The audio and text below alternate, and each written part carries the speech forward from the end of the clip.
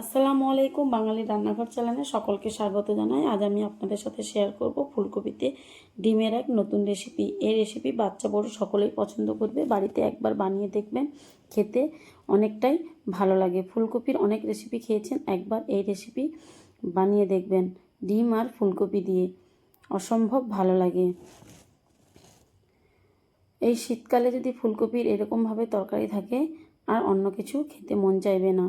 ভিডিওটা স্কিপ না করে পুরো ভিডিওটা দেখার অনুরোধ রইল। এবার এখানে একটা গোটা ফুলকপি নিয়েছি আর 6 থেকে 7টা ডিম নিয়েছি আর দুটো আলু নিয়েছি। আলু নিয়ে চৌকো চৌকো করে কেটে নিয়েছি আর ফুলকপিগুলো মাঝারি সাইজ কেটেছি। দুটো টমেটো নিয়েছি। এবার আমি রান্নাটা শুরু করব। প্রথমে আমি কড়াই গরম করে কড়াইতে সরষের তেল গরম করে নিয়েছি। এর মধ্যে দিয়ে দিচ্ছি আলুগুলো প্রথমে আমি একদম ভালো করে ভেজে নেব। উপর দিকে দিয়ে দিচ্ছি লবণ আর হলুদ দিয়ে আমি ভালো করে ভাজবো। লবণটা দিয়ে প্রথমে আমি নাড়াচাড়া করে নিয়েছি, তারপরে আমি হলুদ দিয়ে দিচ্ছি। হলুদটা দিয়ে আবারও আমি ভালোভাবে মিশিয়ে নেব। দেখো আমার আলুর কালারটা কেমন এসছে। এইভাবে আলুগুলোকে আমি ভালো করে ভেজে নেব। এবার তেল ঝরিয়ে তুলে নিচ্ছি।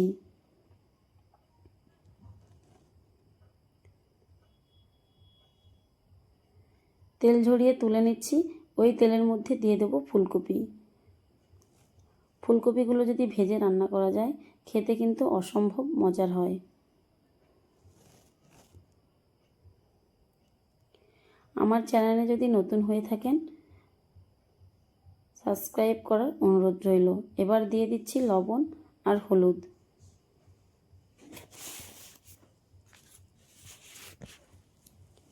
লবণ আর হলুদ দিয়ে ভালোভাবে ভেজে নেব। ফুলকপিগুলো কিন্তু আমার ভাজা হয়ে গেছে। এবার আমি তেল ঝরিয়ে তুলে নিচ্ছি। বেল বাটন অন করে রাখবেন, পরবর্তী নোটিফিকেশান পেয়ে যাবেন। এবার আমি কড়াই পরিষ্কার করে এই কড়াইতে আবারও সরষের তেল দিয়ে দিচ্ছি। দিয়ে ওর মধ্যে আমি আগে থেকে সেদ্ধ করে রেখেছিলাম ডিমগুলো আমি ভেজে নেব ভালোভাবে।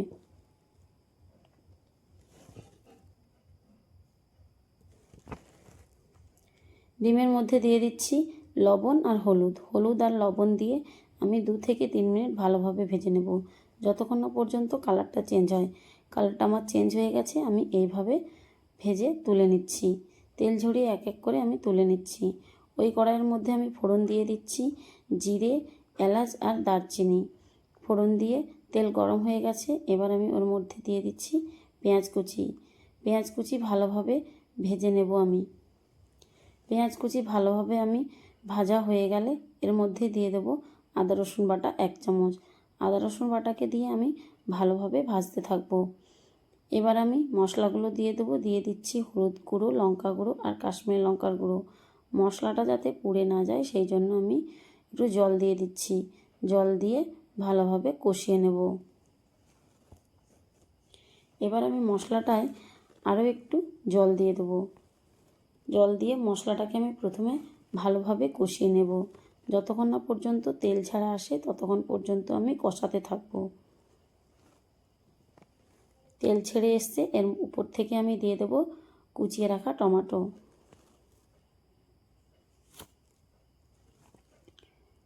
টমেটো দিয়ে আমি আরও 2 থেকে 3 মিনিট কষিয়ে নেব। এবার আমি দিয়ে দিচ্ছি লবণ 1 চামচ। এবার দিয়ে দিচ্ছি ভেজে রাখা আলু আর ফুলকপি। ভেজে রাখা আলু আর ফুলকপি দিয়ে আমি ভালোভাবে কষাতে থাকব। মশলাগুলো ফুলকপি আলুর সাথে যাতে মিশে যায় 5 থেকে 7 মিনিট আমি কষাতে থাকব।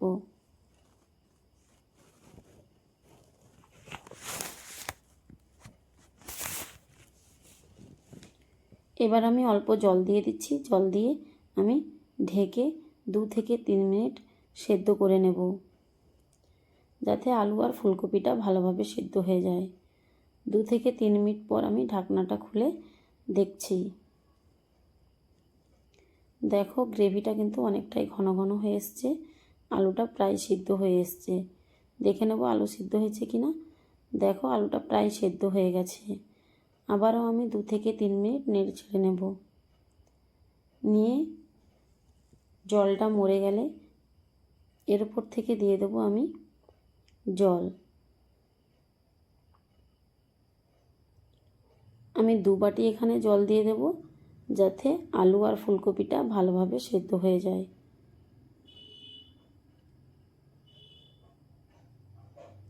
আমি ভালোভাবে নেড়ে চেড়ে নিচ্ছি।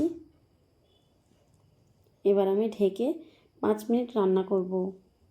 ঢাকনাটা খুলে আমি ওর উপর থেকে দিয়ে দিয়েছি টমেটো কুচি আর ডিম, আর উপর থেকে দিয়ে দিচ্ছি ধনেপাতা কুচি। রান্নাটা কিন্তু আমার হয়েই গেছে। এবার আমি দিয়ে দেব গুঁড়ো মশলা, দিয়ে দিচ্ছি জিরে ধনে গুঁড়ো আর গরম মশলা গুঁড়ো। ভিডিওটা ভালো লাগলে আমার পাশে থাকার অনুরোধ রইল। আরও নতুন নতুন ভিডিও দেখার জন্য আমাকে কমেন্ট করে জানাবেন যদি আপনাদের আমার নতুন ভিডিও দেখতে চান। আল্লাহ হাফেজ।